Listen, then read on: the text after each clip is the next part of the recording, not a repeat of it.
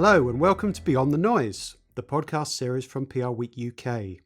I'm PRWeek Editor-in-Chief Danny Rogers, and for this episode I'm with PRWeek's news editor Siobhan Holt and senior reporter Evie Barrett. Hello both. Hi Danny. How are you doing?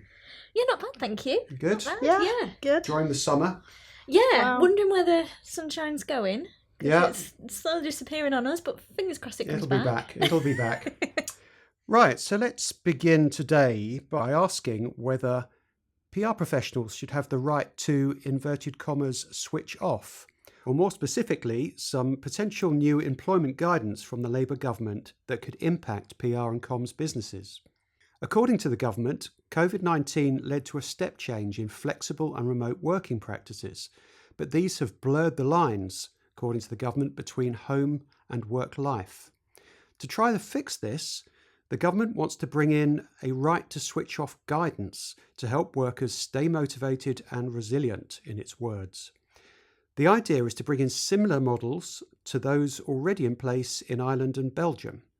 The guidance means employees will be able to ignore work emails and phone calls outside contracted working hours, so staff can set clear boundaries between their work and home life. Quite nice, wouldn't it, guys?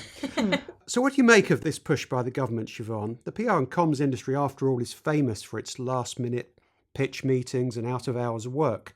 So is the government's guidance really feasible for our sector? The debate goes on, doesn't it? But this morning on the BBC, there was a report that since COVID-19, we've switched to work-at-home lifestyle. And according to a survey, English-speaking countries have the highest level of home working around the world, with the UK leading Europe in the working from home league table. And I thought that was really interesting. And obviously we've had reports by women in PR. When they've done data themselves, they found that 2/3, so 66% of women working in comms admit that they're considered quitting their job due to feelings of anxiety and stress. Wow. So there might be a need for a change there. So maybe this policy is the way to change it. But obviously the government have said that it will only be guidance. It's not going to be enforced. Could it be that just the PR agencies that want to change will change, and maybe the ones that need to change won't be forced to change?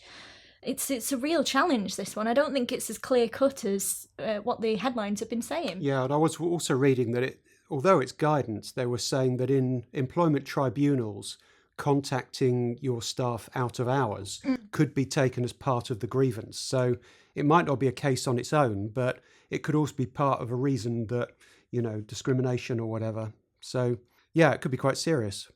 What did you think of it, Evie?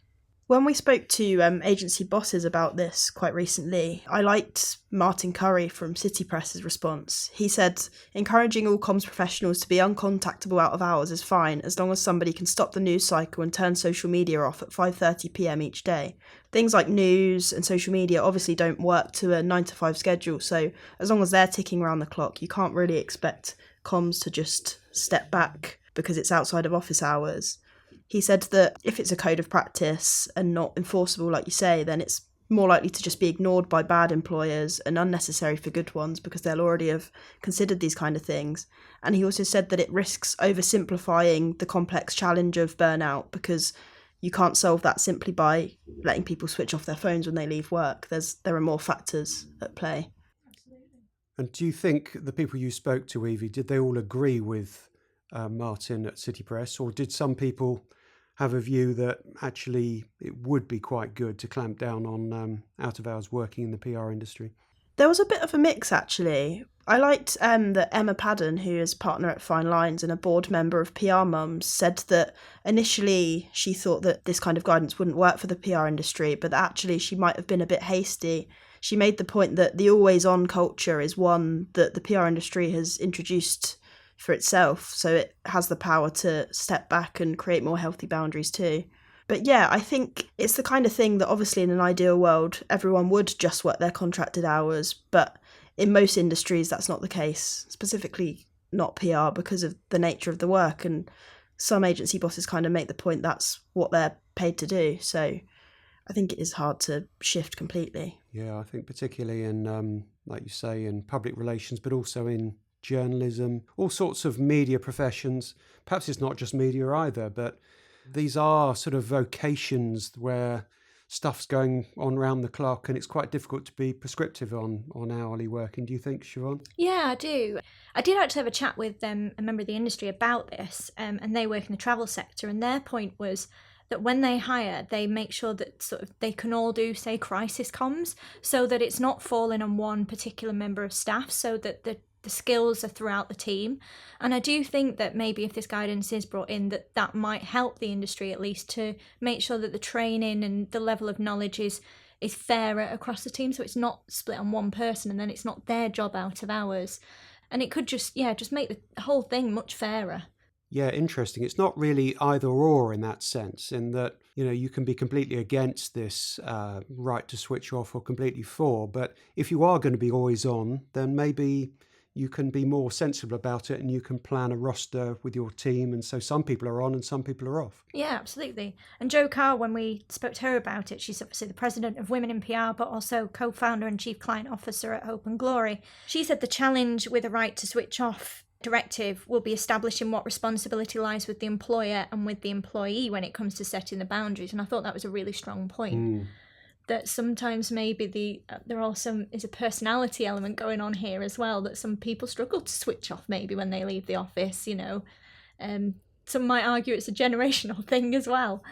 Yeah, no, it's a very good point. And actually, it's sort of saying that we should be encouraged to switch off as opposed to telling people to switch off or telling not to switch off. Exactly, yeah. There is that joke, isn't there, about sort of, I've done this and I've worked this, and that we shouldn't be encouraging that sort of burnout attitude. We should be saying, no, you shouldn't be doing that to yourself. So maybe there is that. Yeah. So anybody listening who's a PR professional, we'd love to hear your views on this. So do write to myself or Siobhan or Evie and let us know your thoughts, because I do think it's a challenge for PR is burnout and overworking. On the other hand, is an industry that requires, to a certain extent, 24-hour service. So fascinating topic. Okay, next up, on a completely different note, it's the time of year when one of the BBC's biggest annual series is about to launch, Strictly Come Dancing, which of course runs from fairly soon right up till Christmas and always grabs much public and media attention. But although it's usually PR gold for the BBC, this year it feels under a bit of a cloud, doesn't it? As the BBC prepares to publish its investigation findings following allegations of the mistreatment of celebrity contestants. It's a story that I haven't followed particularly closely, but I've seen the top lines. So what do you think, Siobhan? Are you a Strictly fan?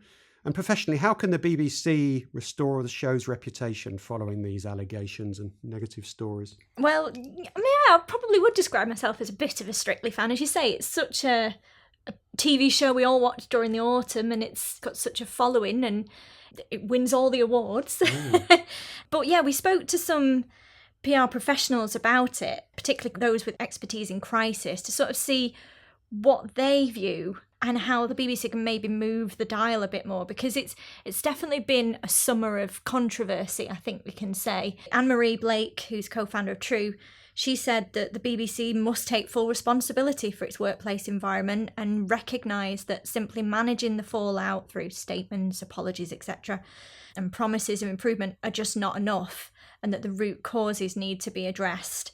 And she said that the BBC has a responsibility to be transparent about the tangible changes they're taking to ensure a safe environment. And she said that by updating not just employees but viewers on the concrete actions they're taking will work towards repairing the reputation. And I thought that was a really strong point. Evie, you got some responses, I think, from people in the industry too. Yeah, so we heard from Jonathan Wynne-Jones, who's a partner at Hawthorne Advisors, and he said that for this series to be a success, really, the BBC needs to promote as many positive stories around the contestants as it can. He said it's important for it to keep its integrity because the show's a rare success that brings families together in front of the TV, and that the crisis will pass if it manages to get through this series, really. I think that should be quite easy, especially given that they've got the comedian Chris McCausland as their first ever blind contestant this year. I noticed The Guardian always does a preview of the contestants, and they've ranked him as number one, calling him an inspired choice to help Strictly repair its reputation.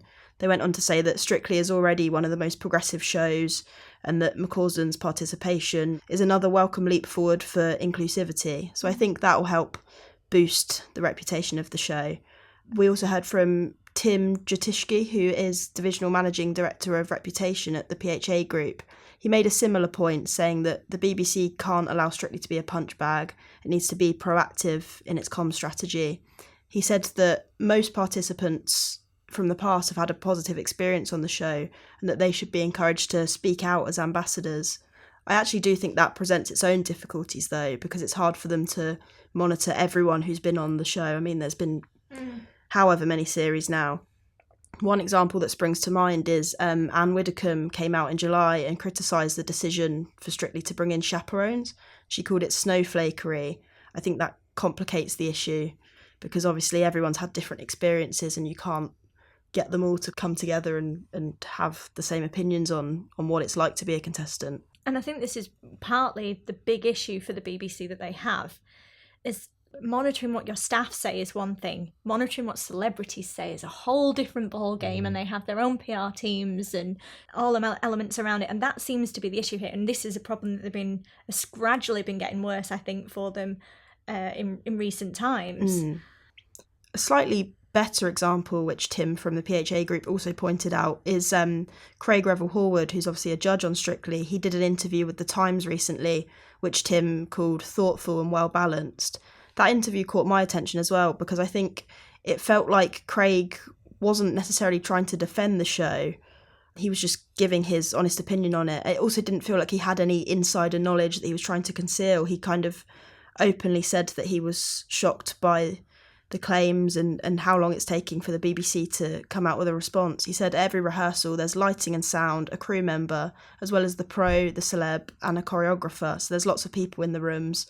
And then he said that he couldn't wait for the investigation results because he's not sure if it's all been blown out of proportion or not, which I think is fair enough. It's a big issue, isn't it? And it's been such a successful and popular show for so many decades, I guess.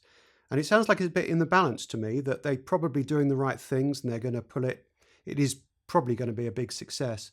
On the other hand, it's sort of raised this doubt over some of the contestants and the integrity. And if there's more stories that come out this autumn, the media will probably jump on them. So it's fairly finely balanced, I'd say. Yeah, and obviously they'll be looking at their competitors, ITV, and some of their big flagship shows that they tried to handle the crisis around that haven't ended up, Jeremy Kyle was possibly one of the first, and then This Morning has had its own challenges as well.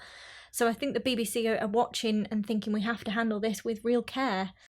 Yeah, you wonder how ITV are thinking, whether there's a slight bit of Schadenfreude there, where they're kind of saying, well, see how you deal with this one on your whiter than white show. Maybe they're not. Maybe they're all in one big community and they want the best for them. But who knows? It's cutthroat business, television. It is. So while we're on the subject of the BBC, Strictly isn't the only reputational challenge it's faced in the past few months, is it? I mean, the Hugh Edwards case has been a nightmare for the corporation over the past year, and there's been much criticism of how this whole affair has been handled by the Director General. So how does the industry feel on reflection that the Hugh Edwards crisis has been handled? Well, Jonathan at Hawthorne Advisors said that as a result of it, the BBC should look to reform how complaints are handled. He says that questions have been raised over their duty of care and that the BBC should look to publish a report that's as comprehensive as it legally can be in order to be transparent and really regain people's trust.